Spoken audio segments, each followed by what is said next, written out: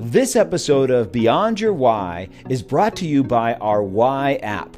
Head over to whyinstitute.com to take the Why app so you can discover your why today. Knowing your why is the essential first step in having the clarity to move forward faster and have a bigger impact.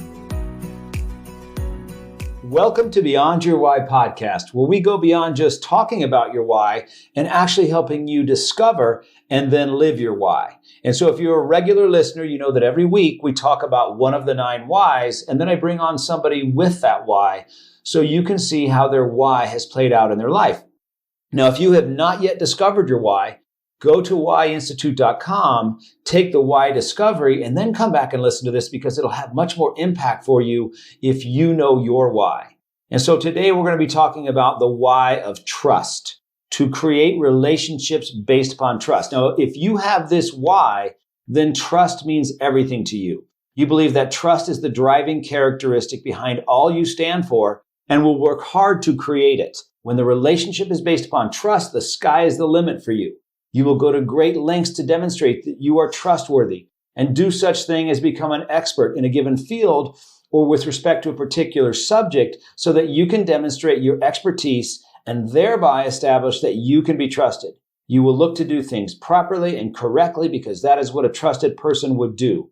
You want others to know that you can be counted on and will go the extra mile to demonstrate that with your actions, your words, and your deeds. Many people with your why enjoy numbers because numbers don't lie, and endeavors such as gardening or sculpting that are predictable. While people with other whys might get annoyed by a violation of their trust, for you, it's like a knife in the gut. Like those individuals whose whys contribute, you have a very noble why and work hard to be known as an individual who can be counted on. You build loyal and lasting friendships and relationships. Now, today, I've got a guest for you. His name is Ron Pattison. Now, Ron grew up in rural Montana. He graduated from the University of Montana with a BA in Business Administration, specializing in accounting in 1980. Now, while he was there, he was a walk-on the basketball team as a freshman. And then after graduating, Ron moved to New Mexico in 1982, working in public accounting and receiving a CPA certificate in August of 1984. So after working for an international employee benefits firm, Ron opened Pattison Pension Specialists in December of 1980. Ron is specialized in the design and administration of defined contribution plans, also known as 401ks for us regular folks, but there's many other types. He is an avid sports enthusiast as well as sports fan and follows many different favorite teams. Ron, welcome to the podcast. Hey, thanks, Gary. It's great to be here. So let's talk about this first. What's it like to grow up in Montana? I grew up in New Mexico. That's really all I know. What's it like to grow up in Montana? And where were you? Well, it was a great place to grow up. I mean, I was raised in a town of about 5,000 people. We could go over the hill and be in the country in about 2 blocks, where we could, roam and create environments to explore. Shoot gophers or chase grasshoppers or, do whatever you can as a kid with just complete free reign. So you could go in town, ride your bike to the swimming pool and come back. And, it was really a wonderful place to grow up, in my opinion.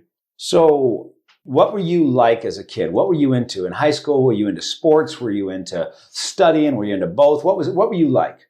I had a cousin that lived a block away from me that ended up being an all-state athlete. And his dad had actually played college football and a couple of years of pro football. And he was only 5'5". He's extremely quick. And I was his shadow. I started playing sports when I was 5, 6 years old and just followed him around and would always play with the older kids and just became my love. And that's what I did every waking moment of the day, pretty much. I never really studied. Studying wasn't a focus. Drove my parents crazy because it wasn't important to me, right? Right. Playing sports was being the star. Yep. Well, I didn't care about. I just wanted to play. Of course, you wanted to be the best kid, but it wasn't necessarily. It got bad enough that my friends would quit playing with me. At some point, in basketball, they said, "Well, you're no fun to play with anymore." So they would quit playing, and I'd play a different sport. So then I'd but you're always outside, when it wasn't 40 below zero in the wintertime, obviously, then you're playing in the gym. So then you were in the gym and indoors because it's so cold outside. So you graduated, went off to University of Montana, which is where? Where is the University of Montana? It's in Missoula, Montana. Okay, Missoula. And did you know from the day you walked in the door that you were going to be an accountant? Or what did you think? No, I didn't have any idea what I was going to do. I just knew, actually the plan kind of had been to go back and work on the family farm.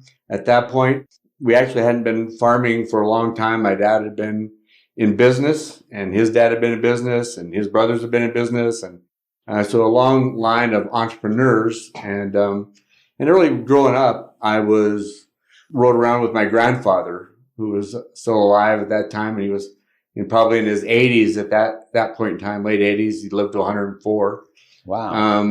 And he was a businessman. He was very successful in our county. And so I went around with him, and he'd talk about business. And when I ride around with my dad, he'd talk about business because they had a car dealership, implement dealership, and all of that type of stuff. And business always fascinated me, along with when they talk about taxes and stuff like that. And so I actually got an interest in that. And then at the same time, when your introduction about trust being my why, and it hit me that in Eastern Montana, your word was your bond. I mean, you'd shake your hand and you committed to that. And that's the way my family viewed business. I mean, if you shook somebody's hand, you had a deal. You didn't have to write it down on paper because you had your word was your bond, and you were good for that. And so trust was very important in that early life that you learned how valuable it was to me. And so kind of a long ways jump back from college. So that's kind of how I had that business background. All I thought about was really sports when I wasn't riding with my grandfather or listening to those how to run a business with my dad. And so I went to college really with the idea of going back to the farm and working that. And so I, again, realized pretty quickly in basketball that it wasn't going to be a life venture for me. 5'11", and don't have the height and the quickness and the tools that you see for people to go on and make a profession of that. So I quickly started thinking what to do, and mostly how would I manage to just keep in college for 4 years so I wouldn't have to go back home to the farm yet. And so that's kind of what I did. I really enjoyed my college experience, and kind of, again, didn't focus on school like maybe you should today, or my kids do at school, but I did. I got through, and, after a year, I really decided that accounting was the thing that I was good at. I was always good at math, and that would be the major that would allow me to stay there, get a degree, and kind of, hang out at the university, which is what I really wanted to do. So you like numbers? Always liked numbers. I was really good at it. I remember, again, going back to the third grade, we'd have the math flashcards where you would go around the room, and I beat everybody in the room except one kid who went on to be a physicist. But we would take turns. We beat each other every other time. And then, so been good at math my whole life. And so that was something I knew I could always rely on. What do you like about math? Why has math been so easy for you? Why has math been so attractive to you? I think described it is that, 2 plus 2 is 4. Yep. Every time. Yeah.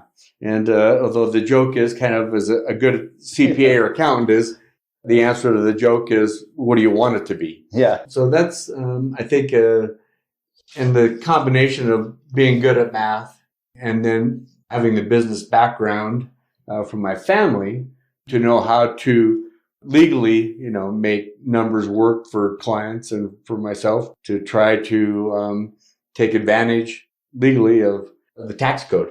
Yeah. So you got to know all that stuff, right? So you graduated with your degree, you went off to, and then how long was it before you moved to New Mexico? 2 years? And why New Mexico? It was, I kind of finished with school. I went to Europe on Eurail Pass for 3 months, traveled around. So right after I graduated with 2 buddies and backpacks, did that, came back and hadn't sat for the CPA exam yet. And so then I took a course specifically to study for the CPA exam, studied and passed 3 of the 5 tests. So they call it a condition. So then I was able to take the other 2 tests by themselves and pass them, and just studied for them when time allowed. Yeah. So that's where there's a little bit of a gap in there. And in that transition, I was kind of still working for my dad on the farm a little bit, not sure what we were going to do. Kind of had a little bit of a falling out because, my dad said, it's like, well, the farm really isn't big enough to support 2 families. After, I kind of felt let down a little bit because I'd planned on coming back to the farm. And then all of a sudden, it's like, well, it really isn't enough. So you need to kind of go out on your own and figure something out. And how'd that feel? You're mad at first. And they said, well, I'm going to show them. Yeah.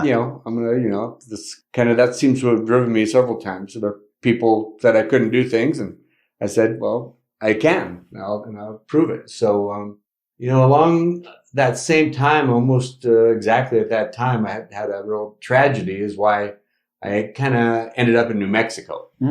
So I just got done studying for the CPA exam and took that and took a trip on an 1100 Yamaha motorcycle with a cousin to California. So we took a little trip. He just stopped in and said, I'm going to California, I have an extra bike. You want to come along?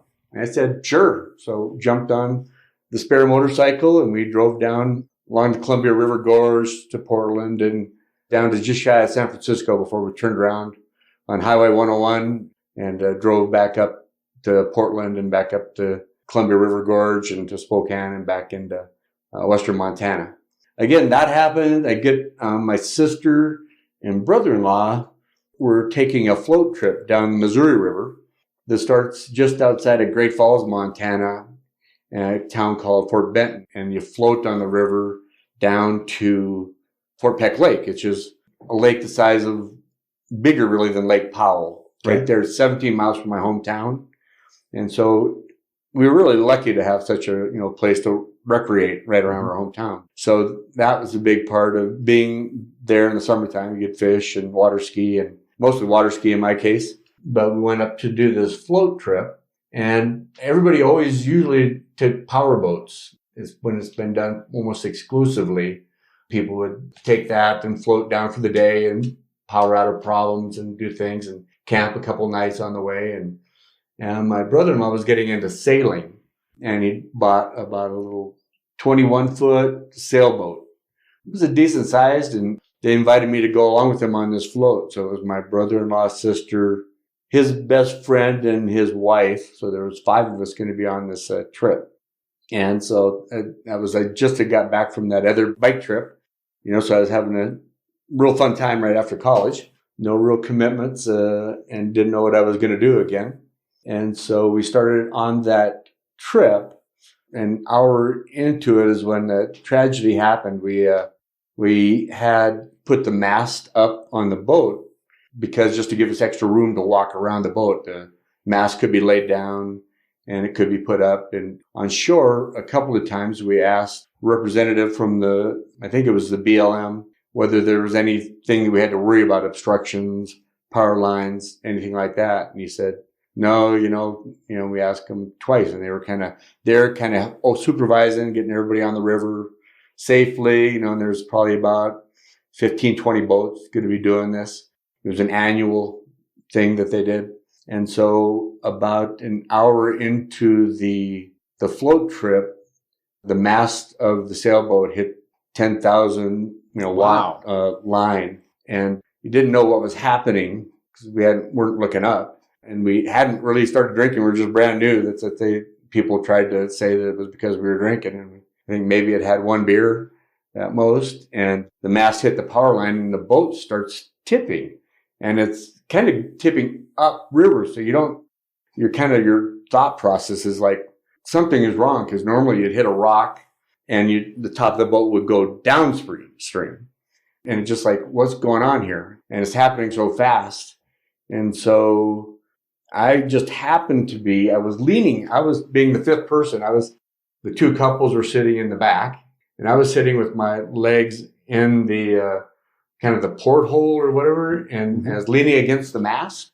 And right before we hit the power line, I looked down at my friends and said, you know, you guys are going to burn the top of your feet.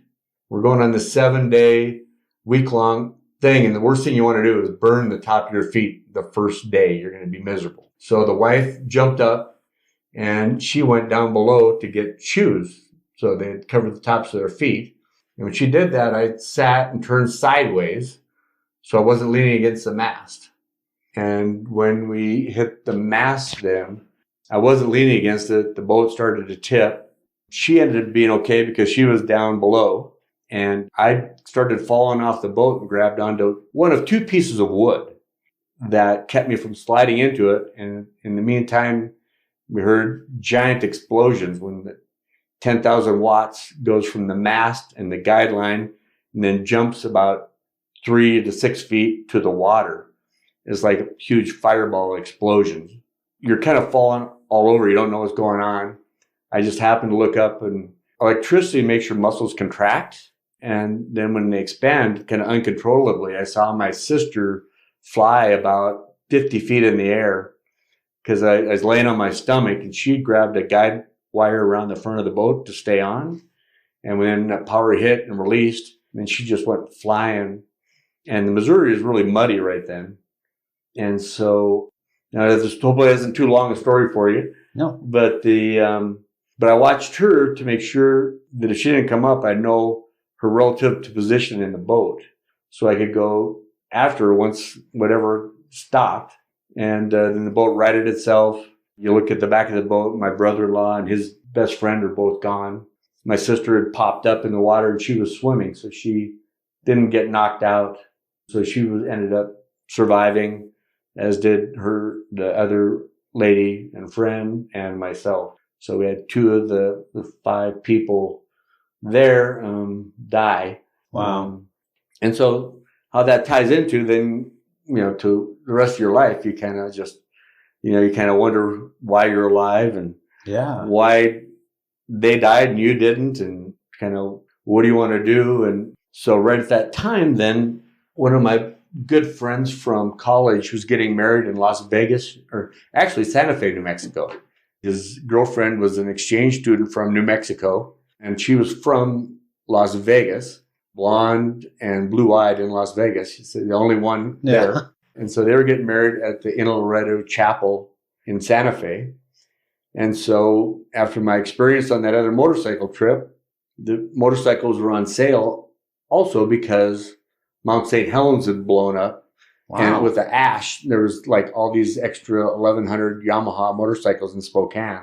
So I had gone over and bought one of those on sale because I enjoyed my trip. And so I said, I have my new motorcycle. I was planning on going up to Whistler, Canada, and hanging out and seeing, trying to take a bike trip. And then I got this invite from my friend to come to Santa Fe for his wedding. And so I said, I'll live in Montana. Canada is always going to be close. I'm going to go to New Mexico because that's the only time I'll ever get a chance to go to New Mexico. And so land of entrapment. Yep. And so I packed a duffel bag and had a suit in it for the wedding. And I got down here, and it was 1982. It was the worst job market before the 2008 recession. There was a recession there because the high interest rates and all that stuff that hit. And I ended up meeting the bride's parents who had a business, and they introduced me to their CPA, who then interviewed me. And I went around on my motorcycle and got 5 interviews that day and ended up landing a job to come back for one winter. So I came back for one winter, and I had that blow up with my dad, and just thought, we'll try this and we'll see. And it was extremely rough. I bet. My friend that got married here moved away. They were living in Houston at the time. So they came here, got married, and left. So I moved to Santa Fe, and I didn't know a single person in Santa Fe. And I was working for a CPA firm, and I changed firms and went and started auditing on the road. So again, no chance to meet anybody. But on weekends, I'd come back. And the first thing I did is one day I was in the office on a Friday, and my boss, who was a CPA, they said they played basketball at their church for lunch. You go get a little workout on a Friday. And I said, you want to come? I said, sure, I'll come play. So I went and played with him, and it was a little better than most average accountants, and scored almost all the points without really trying to not. And at the end of that, my boss walked up and says, we have a team in the church, and we was wondering if you would like to play with us. And so sports really was my entry into having friends in New Mexico. So I got on that team, and then that team, the guy said, well, we play for a city league team. Maybe you'd like to play for our city league team. And so they played for the city league team, and then basketball ended, and they go, well, we have a softball team. Would you like to play softball? And so then I played. And so then I started meeting people and kind of getting grounded in Santa Fe and so forth. But at the same time, the public accounting really wasn't my love. I didn't like it. They had me doing auditing, which isn't what I enjoyed at all. And auditing, you're telling people what they're doing wrong and what they need to do right. And people never really like auditors coming to their office. At least that's my experience. Mm-hmm. They don't like that. And the audit season ended and had a short window before tax season started.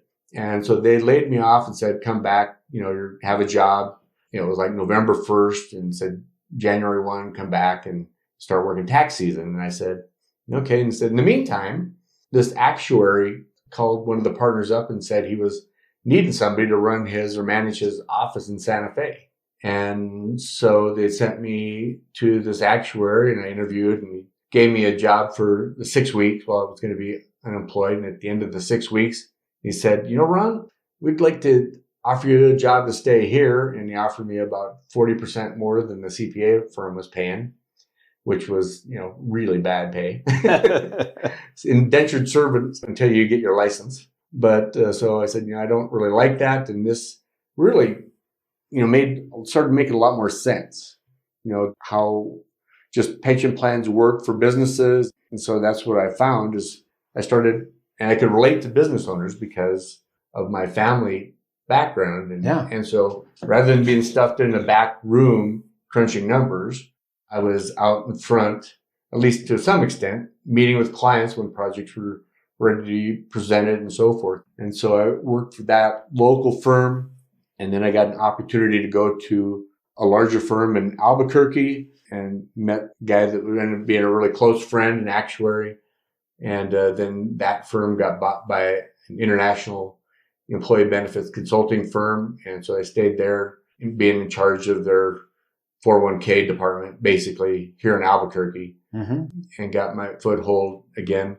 But being new, I didn't have a lot of relationships. Right. Coming to Albuquerque. And so as I was building them, the company being a super large corporation, they're impatient. They're very numbers driven, month to month, quarter to quarter. They were, they wanted numbers every quarter. And it's like, again, my background is more of a family background. A Warren Buffett kind of approach is do the right thing and do it, and the good things will happen to you in the end. So you keep doing your best, trying to benefit your clients, trying to do what's right, then in the long term, you'll end up ahead. And so they were always pushing for higher billings, and it wasn't necessarily called for, in my opinion, or new clients when I hadn't been there long enough. And so long story short was I decided to leave, maybe before they asked me to leave, but who knows? I never stayed in a lot of jobs a long time. So I just said, I think it makes sense for me to work for myself and start. And the timing ended up being perfect for me to go out and start working on the relationships that I developed in those 5 years of being in New Mexico, and relationships. And again, I started playing basketball and intramurals, and that led to, oddly enough, another guy that was from Montana had seen me play in high school, worked for the KPMG office here. And he called me up and said, we're short of players for this accountant attorney league. And it's, again, amazing how many people I met and how it's helped my profession by knowing these people kind of through sports that ended up being business associates as well. So, yeah. So it sounds like you got into accounting, you were put into auditing, didn't fit you. So when you got into 401k, retirement plans, all that, it just felt better. Just a much better. People like you. yeah, well, like me, and I liked it. It just made sense. Yeah. And better or worse, I was right before computers really started taking off or controlling everything. And so I did my first year or two of accounting on pension plans using green ledger sheets. I don't know if anybody's seen those anymore. Sounds fun. But yeah, it wasn't fun.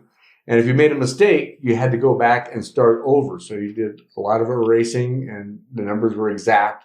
But it gave me a real advantage, I think, in that I know exactly how things worked internally in plans.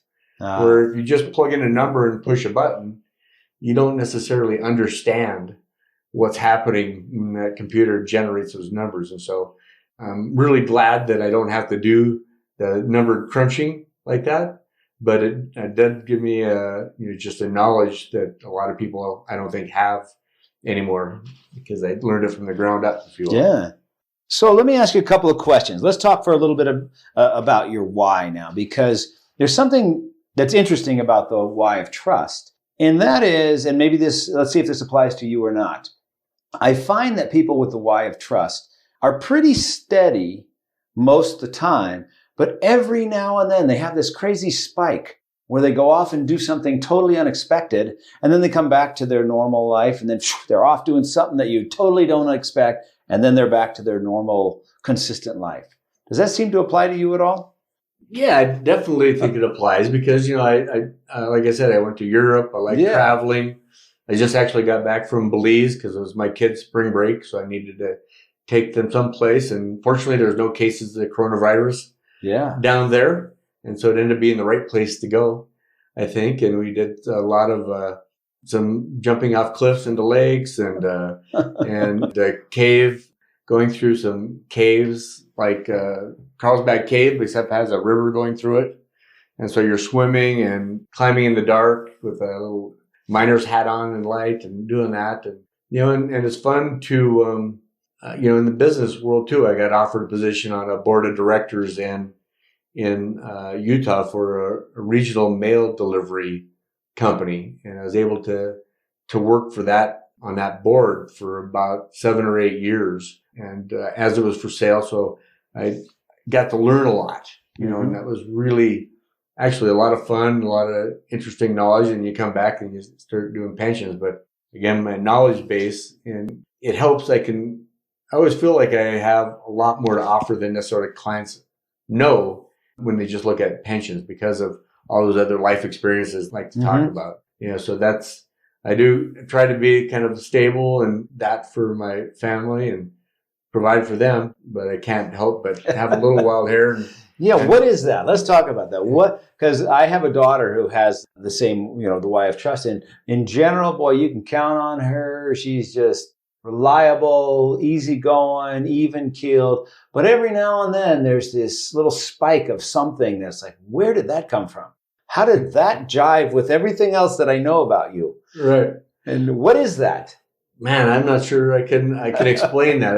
I don't know that I was really destined to be an accountant. I mean, I think, I wanted to be active, the sports and the farming and outside. I mean, I worked all summer long outside, and so to get behind a desk.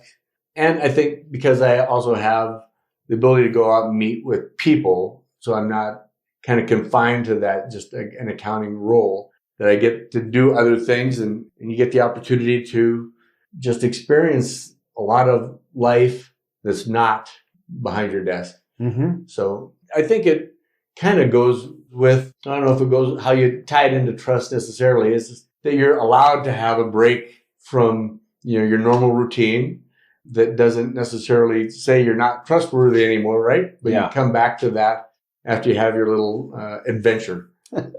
That's how I would put it. And I haven't really, it's funny because everybody they talk to with the why of trust, and I kind of ask them that question. It's like, what is that thing that happens to you periodically where you got to go off course, or you got to not be not trustworthy, but just be out of character for a short period of time, and then you're right back to being consistent.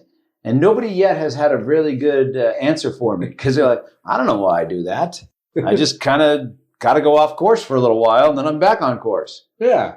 Well, you got to have fun. You got to, life is not everlasting, as we find out through other experiences, like whether it's my boating incident younger or, my mom passing away at 95 year before last. So I was blessed with her for the whole time. But, you want to have great life experiences. I've been, I think to a certain extent, I also didn't share, but my dad had a drinking problem when I was young, and that's why I was with my grandfather a lot more. And so, and when my dad was around, we did a lot of stuff together, but then he might disappear for a period of years or something. And then, and so that's again where I kind of said, I really didn't want to start a family till I was ready. I settled down and would be there for my kids. And now I also wanted to be able to do things with my kids so they would know me. They wouldn't, I wouldn't just go off to the office and they wouldn't see me. They know I work hard, but they also see that I play hard too. And we're able to take this trip together. Last summer, we went to Alaska together for 10 days and really trying to make sure that, when the time comes, they'll have fond memories of me and be able to pass those on to their kids. So it sounds like relationships are important to you. Very much. And it sounds like your dad maybe broke that trust. He did, but he did. He came back at the same time, so that was, he was a really good guy that, he just had a dependency problem and he couldn't control. But when he was himself, he was a wonderful man. He never abused my mom or did anything that would make me disrespect him. Yeah. From that standpoint. And so he was, but it did shape my personality for sure, right? Yeah. He was actually a professional gambler. I have a lot of funny stories about him. He was a very successful professional gambler. Wow. And so again, he built that dam that I mentioned. It's this third largest earth-filled dam in the world. The dam's about 4 miles long, and they built that when he was a kid. And he started hustling pool when he was about 12 years old and playing and doing that stuff. And it kind of led down maybe the wrong path, but he also, he was in World War II, and he was the longest.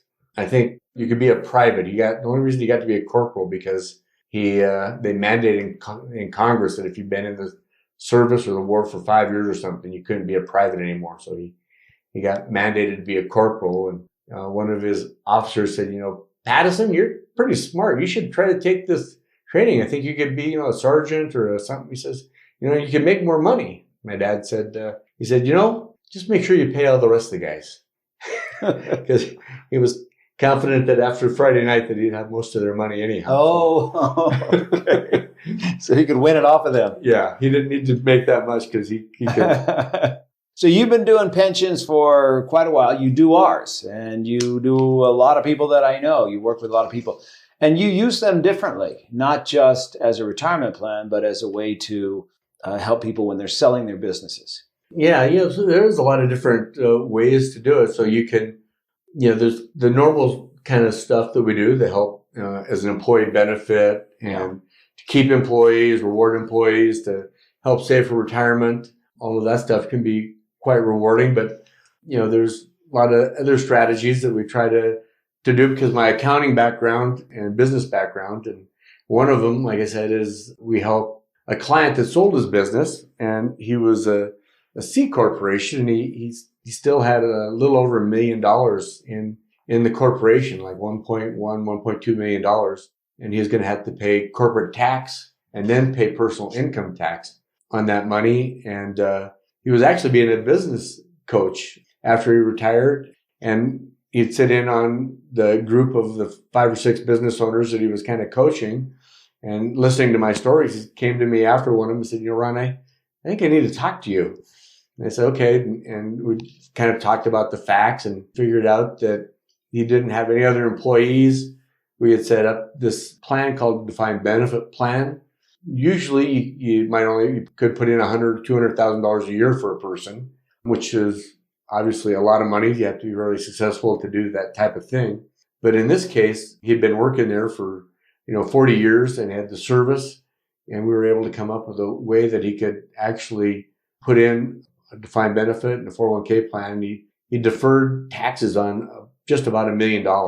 So rather than paying $350,000, $400,000 in federal and state income taxes on the corporate side before taking and having to pay personal income taxes again on that, by putting that into the plan, we were able to save him that much money on the sale of his business. Now, there's also other ways to use it, such as to have one owner, or maybe it might be a son of an owner that's trying to buy a parent out or something, or a younger partner. It might be two doctors or two dentists. One is starting to come into the practice and one's trying to figure out how to retire.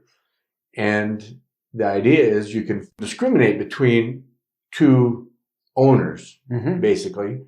So you don't do anything for the younger doctor or younger owner or son, and you provide a benefit of maybe $200,000 a year for the older partner and or father and or whatever, and say they do that for 5 years, whether he's working there or not. And you have funded $1 million buyout with pre-tax dollars rather than after-tax dollars. So, I mean, if the younger person we have to make $400,000 to pay the senior partner who's leaving $200,000, right? Right.